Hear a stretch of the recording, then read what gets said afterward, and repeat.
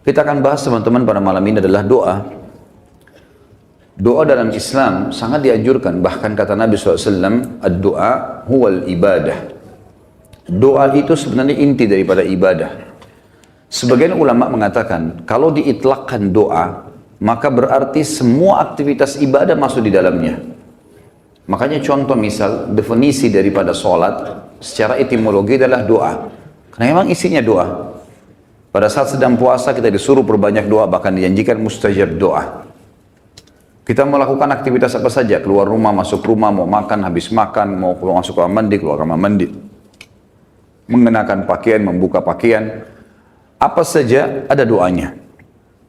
Dan doa dijadikan senjata bagi orang-orang beriman oleh Sang Pencipta Allah.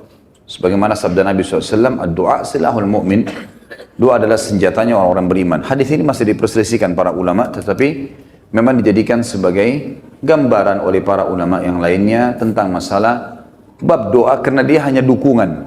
Dia bukan menjadi sebuah intisari daripada bahasan itu. Artinya orang mukmin bisa berdoa kepada Allah sehingga menjadi senjata bagi dia untuk menolongnya dalam segala masalah yang sedang dihadapi.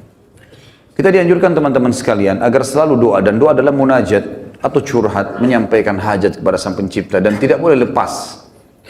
Saya sudah sering ulangi dan saya ulangi lagi sekarang. Doa ini jadikan sebagai rutinitas kita. Dan tidak ada aktivitas kecuali diikuti dengan doa. Sampai pada tingkat antum mau masuk ke satu tempat, mall, mau beli baju, minta sama Allah parkiran. Minta sama Allah dimudahkan maksud saya. Ya Allah mudahin saya dapat parkiran ini. Ya Allah mudahin saya membeli baju itu. Ya Allah mudahin saya masuk ke restoran untuk makan makanan itu. Ya Allah mudahin untuk saya bertemu sama orang ini. Ya Allah mudahin usaha saya ini. Ya Allah mudahin kuliah saya ini. Ya Allah mudahin pernikahan saya ini. Dan seterusnya.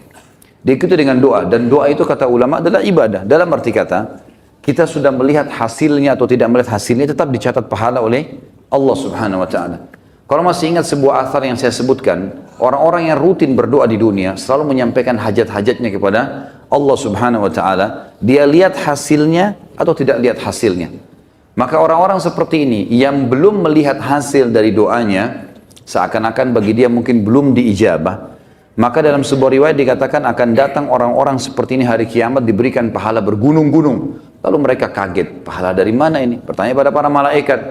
Lalu para malaikat berkata, ini adalah pahala doa-doa kalian yang belum kalian dapatkan jawabannya di dunia. Maka pada saat itu mereka semua berharap kalau semua doanya selama di dunia tidak diberikan di dunia, tapi diberikan di akhirat karena besarnya pahala yang didapatkan. Kita dianjurkan untuk membaca doa-doa positif. Dan selalu kita berpikir positif juga pada Allah, itu bersangka baik. Tidak ada doa yang dimulai teman-teman sekalian, baik dengan Rabbana, wahai Tuhanku dan penciptaku, atau Allahumma, ya Allah, atau apa yang kita ucapkan, kecuali pasti sudah ada garis finishnya. Kalau kita sudah mulai start, kita sudah tahu pasti ada finishnya. Tinggal semua jawaban yang Allah kasih kepada kita, semua jawaban yang Allah kasih dari permintaan doa kita, itu mengikuti proses sistem atau sunnatullah yang telah Allah berikan kepada kita. Maksudnya ada prosesnya. Jadi kalau kita berdoa, berarti sudah ada garis finish. Tinggal mungkin seminggu, mungkin sebulan, mungkin setahun. Mungkin ada orang berdoa bertahun-tahun. Baru Allah SWT berikan kepada dia. Karena bobot dari permintaannya besar. Maka Allah SWT sesuaikan dengan sunnatullah atau sistem yang dia telah buat di dalam kehidupan manusia itu sendiri.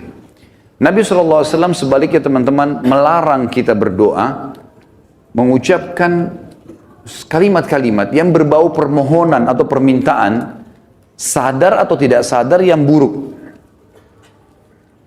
Kata Nabi SAW dalam hadis Bukhari, janganlah seseorang di antara kalian mengucapkan kalimat, doa, permintaan, atau munajat, atau penyampaian sesuatu kepada Sang Pencipta yang buruk, baik buat dirinya, baik buat keluarganya, baik buat hartanya, karena jangan sampai malaikat lewat dan mengiyakannya.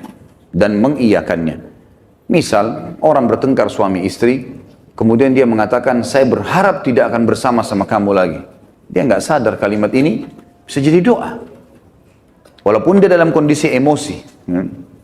Tidak boleh orang, saya pernah sampaikan kalau masalah anak-anak, kamu nakal sekali. Atau mungkin dia ucapkan tentang rumahnya, kendaraannya, sial tempat ini. Panas, tidak beruntung tempat ini. Atau bahasa apalah. Doa-doa atau kalimat-kalimat yang terlantunkan seperti ini, yang akhirnya sama saja munajat tapi buruk buat dia, buat keluarganya, buat tunggangannya, buat hartanya, namanya laknat. Namanya laknat. Sudah paham makna laknat? Hah? Mana suaranya? Berarti semua ucapan negatif untuk diri, untuk keluarga, untuk harta, namanya laknat. Dan ini hukumnya dosa besar. Tidak boleh melaknat diri sendiri, nggak boleh melaknat keluarga, nggak boleh melaknat harta. Dan laknat saya bilang tadi, masuk di dalamnya semua perkataan yang akhirnya berisi munajat, harapan, permintaan, tapi negatif. Ini nggak boleh. Dan ingat teman-teman, bukan cuma sekedar tidak boleh, Imam Madzhabi masukkan dalam dosa besar. Kita nggak boleh melaknat diri sendiri, nggak boleh melaknat juga orang lain, nggak boleh melaknat harta, nggak boleh melaknat benda, nggak boleh semuanya. Dan kita akan baca nanti ada hadis, ada seekor unta yang dilaknat oleh pemiliknya, maka Nabi SAW suruh penduduk Madinah muslimin meninggalkan unta itu. Jangan ada yang sentuh lagi unta itu, karena sudah dilaknat oleh pemiliknya. Hanya karena pada saat pemiliknya nunggangi dia, kaki unta ini kesentuh batu, akhirnya dia hampir jatuh. Mungkin kalau kita naik mobil atau motor sekarang tiba-tiba ada yang ugal-ugalan lalu kita rem tiba-tiba. Kadang-kadang ada orang kalau kurang berzikir teman-teman, tidak biasa lisannya berzikir, yang keluar semua kata kotor nantinya. Tapi kalau orang biasa berzikir, oh subhanallah, Allahu Akbar, dia berzikir, lain. Itu positif karena dia sudah terbiasa berzikir maka keluar kalimat itu. Atau tabrakan tiba-tiba, na'udzubillah. Tapi kalau dia tidak biasa maka otomatis keluar kalimat-kalimat yang tidak baik. Dan itu bisa jadi doa buat dia atau buat orang lain. Nah kalau buruk berarti namanya laknat, dosa besar. Jelas ya? Ini judulnya. Judul dosa besar 39 adalah melaknat. Saya akan bacakan Imam Madzhabi mengangkat dalil-dalilnya teman-teman sekalian. Di antaranya adalah hadis riwayat Bukhari Muslim, hadis yang sangat ringkas, pendek, padat sekali. Dan sebagian ulama mengatakan dari hadis ini sudah cukup sebenarnya setiap mukmin punya pengontrol dalam bermuamalah dengan dirinya atau orang lain. Pendek sekali bunyinya. Kata Nabi SAW, la'nul mu'mini ka qatlihi. Melaknat seorang mukmin adalah seperti dosa membunuhnya. Seperti dosa membunuhnya. Jadi kalau kita lagi jengkel sama seseorang, selama dia muslim, kalau kita ucapkan kalimat itu maka akan kena. Dalam sebuah hadis yang lain apa? Kalau seandainya ada orang melaknat orang lain, maka laknat itu akan naik ke langit. Kemudian tidak diterima di langit. Lalu Allah memerintahkan laknat itu, doa buruk tadi, kembali ke dunia. Kalau orang yang disebutkan padanya laknat berhak mendapatkannya, memang dia orang pelaku itu, maka akan kembali padanya. Tapi kalau tidak, maka akan kembali pada pengucapnya. Jadi pengucapan doa buruk bisa kembali kepada pengucapnya, kembali kepada kita, naudzubillah. Kecuali keadaannya teman-teman, memang kita dibolehkan melaknatnya secara syar'i, seperti orang melaknat iblis, melaknat atau mengutuk orang-orang kafir yang sengaja memerangi kaum muslimin. Seperti di kancah peperangan, ada orang kemudian menyerang muslimin dan menyakiti muslimin, lalu kita mengatakan semoga Allah membinasakannya. Sama kan laknat itu. Tapi di sini babnya terbuka, pintunya terbuka, ya. Karena memang dibolehkan secara syar'i. Kalau orang hanya pelaku maksiat teman-teman, tidak boleh dilaknat. Apalagi kalau dasarnya orang ini orang mukmin yang tidak bermaksiat. Seperti pernah ada seorang yang berzina di zaman Nabi SAW lalu dirajam, dilempar batu. Lalu ada seorang sahabat berteriak mengatakan semoga Allah melaknatmu.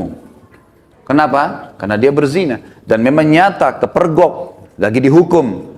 Berarti orang lagi buat maksiat kan? Sama kalau kita orang lagi mabuk misalnya di pinggir jalan. Tetap nggak boleh dilaknat teman-teman. Lebih baik kita ucapkan apa? Jangan kita bilang semoga Allah binasakanmu. Mudah-mudahan mobilmu tabrakan. Nah, ini nggak boleh kita ucap.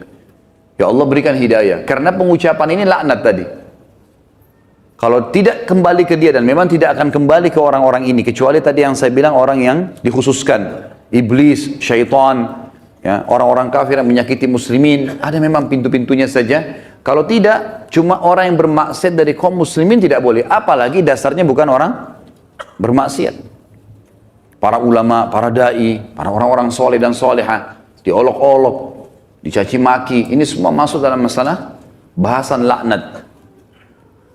Melaknat orang mukmin maka lebih berat atau bahkan sama dengan membunuhnya. Kita tahu membunuh dosa besar.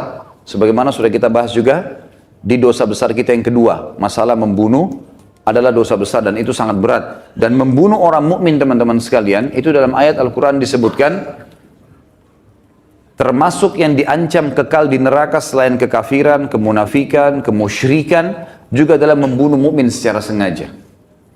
Ini ada ancaman kekal di api neraka, gitu kan?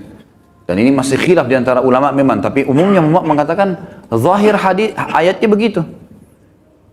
Wa may yaqtul mu'minan muta'ammidan fajazaohu jahannam khalidina fiha.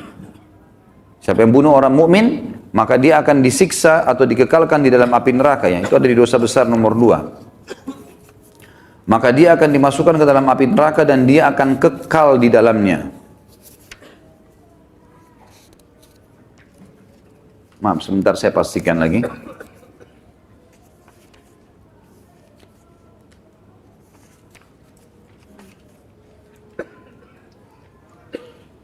Iya. Ayatnya dalam surah An-Nisa ayat 93, A'udzubillahi minasyaitonirrajim, wa may yaqtul mu'minan muta'ammidan fajazaohu jahannamu khalidan fiha wa ghadiballahu alaihi wa la'anahu wa 'adda lahu 'adzaban 'azima. Dan saya beristighfar tadi karena saya salah dalam membaca ayat, tapi ini ayat yang benar, An-Nisa 93, yang artinya barang siapa yang membunuh seorang mukmin dengan sengaja, maka balasannya neraka jahanam dan dia kekal di dalamnya. Dan Allah murka kepadanya dan melaknatnya serta menyediakan azab yang besar baginya. Ya. Sementara melaknat orang mukmin sama dengan membunuhnya. Hadis yang kedua, tadi hadis Bukhari Muslim, hadis yang kedua riwayat Imam Bukhari dan juga Imam Muslim menyebutkannya. Kata baginda Nabi SAW, sibabul muslimi fusuqun wa qitaluhu kufur. Mencaci maki seorang muslim adalah suatu kefasikan dan membunuhnya adalah suatu kekafiran. Di sini kalimat mencaci maki seorang muslim adalah sebuah kefasikan, maksudnya adalah caci maki masuk dalam laknat. Caci maki masuk dalam laknat. Misal seseorang punya pegawai, lalu dia mengatakan kamu bodoh. Kalimat bodoh ini, walaupun dia lagi salah, bukan itu sama doa buruk kan, laknat. Maka bisa kembali ke dia, bisa kembali ke dia, tapi pengucapnya walaupun orang itu layak mendapatkan kalimat bodoh, kembali ke dia kalimat itu, tapi laknat ini bisa kembali menjadi dosa besar bagi pengucapnya. Dan lebih baik jangan diucapkan. Lebih baik jangan diucapkan. Beda kalau kita menghardik perilaku. Misal gini, ada orang melakukan perbuatan yang ngawur dia melakukan perbuatan yang orang tidak lakukan. Misal mobil lagi sangat kencang, kemudian dia tiba-tiba berjalan di tengah jalan, seperti menunjukkan sebuah atraksi atau kehebatan gitu kan. Lalu kita mengatakan perilakunya orang ini gila. Perilaku, perbuatannya itu berbeda. Yang dimaksud dalam sini adalah masuk kepada individunya. Karena perilakunya memang betul salah, gitu kan? Perilakunya salah. Kalau kamu terus melakukan perbuatan ini, seorang guru bilang sama muridnya, kamu bisa menjadi orang bodoh. Nggak masuk dalam laknat itu. Karena yang sedang dibahas apanya? Perilakunya. Perilaku beda. Gitu kan? Kalau kamu terus saja seperti ini, telat datang di kantor, tidak mengerjakan pekerjaan, kamu tidak akan berprestasi. Kata-kata tidak berprestasi, buruk atau tidak? Buruk. Masuk semua dalam globalnya mana? Laknat. Tapi tidak masuk di sini karena dia sedang menilai perbuatan memang yang sedang salah. Beda, gitu kan? Seseorang membersihkan rumah atau masjid masih kotor. Ini kenapa dibiarkan kotor? Kalau begini nanti orang akan menilai kamu buruk. Menilai perbuatanmu buruk. Bukan laknat itu. Jelas ya? Jadi yang kita maksud di sini adalah individunya. Mencaci maki di sini masuk di dalamnya adalah kefasikan dan membunuhnya adalah sebuah kekafiran. Kemudian dalam hadis Muslim dari Rasulullah SAW bahwasanya beliau bersabda di dalam hadis yang diriwayatkan Imam Muslim juga, la yakunu la'anu syufa'a wala syuhada yaumal qiyamah. Orang-orang yang gemar melaknat, lidahnya suka mengucapkan kata-kata buruk, Termasuk yang teman-teman ya, saya sering dengar orang bercanda sama temannya, ucapkan nama binatang. Ya. Panggil nama binatang, panggil kata-kata buruk. Ya. Kadang-kadang kalau ditanya, apa itu? Oh itu artinya ini, oh itu arti buruk semua. Walaupun dia cuma bercanda sama temannya. Di sini dikatakan orang yang suka melaknat, lisannya suka diucapkan kata-kata negatif begini untuk dirinya, untuk orang lain, untuk kendaraan, untuk tunggangan, harta dan seterusnya, tidak akan bisa memberi syafaat. Dan syafaat adalah pertolongan. Saya pernah tekankan teman-teman, syafaat itu akan didapatkan bagi kalau manusia biasa kayak kita, kalau timbangan amal kita sudah lolos. Kalau kita sudah ditimbang amal baik, amal buruk, lalu amal baik kita lebih banyak, maka kita akan bisa memberikan syafaat orang lain. Sebagian ulama mengatakan sesuai dengan kadar lebihnya pahalanya dia. Misal pahalanya 10.000, dosanya 100. Maka lebihnya, selisihnya dia bisa membantu orang sejumlah itu. Tapi bukan diambil pahala dia, cuman kadarnya saja. Ini ulama ambil daripada hadis Nabi SAW yang berbunyi, sesungguhnya akan ada dari umatku yang bisa memberikan syafaat sejumlah suku Mudar. Suku Mudar adalah suku Arab yang sangat banyak jumlahnya, gitu kan. Ada orang kena banyak sekali amal solehnya, dosanya sedikit, dia lolos, kemudian dia bisa memberikan pertolongan sampai satu suku, gitu kan. Lalu lanjutan hadis kata Nabi SAW, dan ada juga di antara umatku yang akan saking besarnya dosa yang dia lakukan, yang akan membesar di neraka sampai dia sendiri menjadi salah satu sudut neraka itu. Tapi saksi bahasan kita potongan pertamanya. Orang yang suka melaknat teman-teman, tidak boleh memberi syafaat. Sebagian ulama mengatakan syafaat di sini masuk dunia dan akhirat. Artinya kalau ada orang mau merekomendasikan orang lain, tidak layak dia bisa memberikan rekomendasi kalau dia sendiri suka melaknat, suka menghardik, suka mencaci maki, suka menyalahkan, ya, mendoakan yang buruk. Dan juga dia tidak akan menjadi saksi untuk umat-umat yang lain yang disampaikan risalah pada mereka pada hari kiamat. Karena nanti kita akan menjadi saksi hari kiamat. Nanti dalam sebuah hadis dikatakan Nuh alaihissalam didatangkan oleh Allah di mahsyar bersama dengan kaumnya. Lalu Allah tanya, hai Nuh, kau sudah sampaikan belum apa yang saya perintahkan? Kata Nuh, sudah ya Allah. Tanya kaumnya, apakah Nuh sudah dakwakan kalian? Enggak pernah Nuh datang kepada kami. Lalu kata Allah SWT kepada Nuh, siapa saksimu Nuh? Dia bilang Muhammad dan ke umatnya. Dipanggillah Nabi Muhammad SAW dengan kita semua memberikan syafaat. Ya. Ya, kita memberikan kesaksian, bahwasanya betul Nabi Nuh sudah menyampaikan dan kami terima dalam Al-Quran dari surah Nuh engkau turunkan ya Allah, jumlahnya sekian ayat, lalu ayat-ayatnya ditilawakan sehingga kaum Nuh tidak bisa membantah. Karena apa yang mereka lakukan Allah sudah sampaikan dalam Al-Quran. Nah, orang yang suka melaknat tidak bisa ikut-ikutan memberikan kesaksian. Tentu ini sebuah kebanggaan pada hari kiamat ya, karena kita bisa jelas, oh ini umat Muhammad, umat yang terbaik, karena kita umat terbaik. Sebagaimana sabda Nabi SAW dalam sebuah hadis yang sahih yang lain, tidak ada satupun umat sebelum kalian kecuali berharap menjadi kalian, gitu kan? Karena besarnya fadilah kita sebagai umat Nabi Muhammad SAW. Nabi SAW juga mengingatkan agar setiap muslim tidak boleh memilih teman yang suka melaknat atau lisannya suka mengucapkan kata-kata yang tidak baik. Nah, itu disebutkan di dalam riwayat Imam Muslim. Kata Nabi SAW, la yanbaghi li sadiqin an yakuna la'anan. Tidaklah patut bagi seorang teman menjadi seorang tukang laknat atau suka melaknat. Kita sudah tahu kalau kita ketemu kemudian dia suka mencaci maki atau ucapkan kalimat buruk buat dirinya kah, buat orang lain kah, gitu kan? Itu semua buruk. Ya, ini buruk teman-teman sekalian.